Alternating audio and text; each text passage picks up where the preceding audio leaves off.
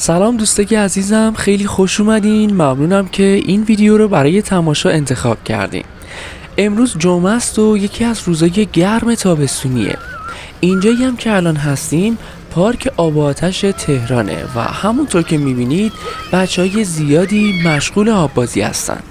من تو این ویدیو میخوام پل طبیعت رو هم بهتون نشون بدم و در آخر هم از بازار سنتی جذاب آب و آتش و شهربازی خوبش دیدن میکنیم.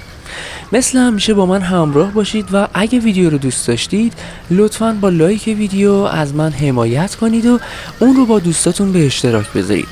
از همتون ممنونم که با من قدم میزنید و همراه من هستید.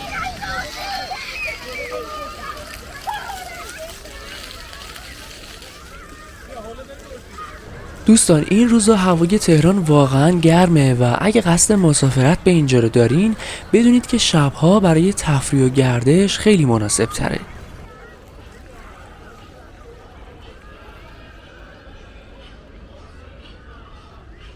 این قسمت از پارک در طول سال مراسمات مختلف و برنامه‌های تلویزیونی توش برگزار میشه و الان هم به خاطر محرم شبها مراسمات مذهبی و عزاداری برگزار میکنن.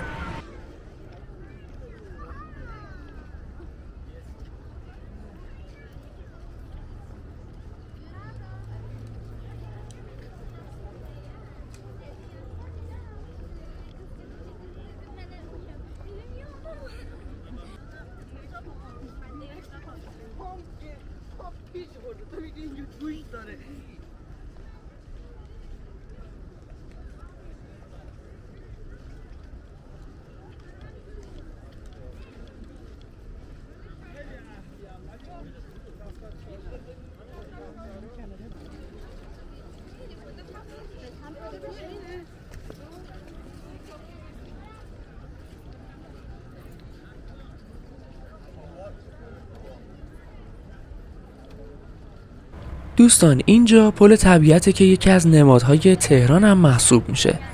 این پل 3 طبقه داره و 2 تا از پارک‌های اصلی تهران یعنی پارک طالقانی و پارک آب و آتش رو به هم وصل میکنه. از طرفی به عنوان بزرگترین پل غیر خودرویی خاورمیانه هم محسوب میشه.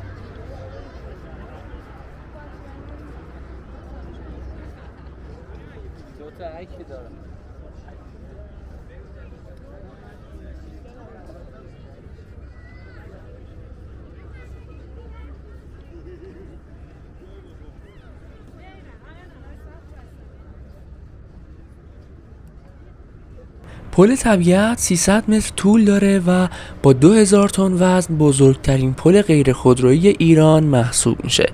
خانم لیلا عراقیان هم طراح این پل زیبا بوده.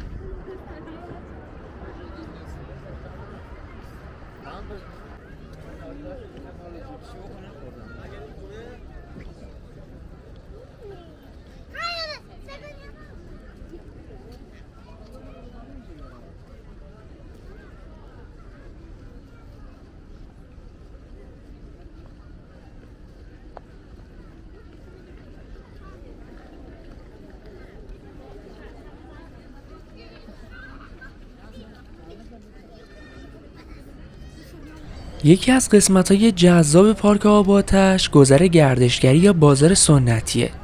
توی این بازار فروشگاه‌های زیادی وجود داره که انواع شیرینی‌ها و صنایع دستی شهرهای ایران رو عرضه می‌کنن.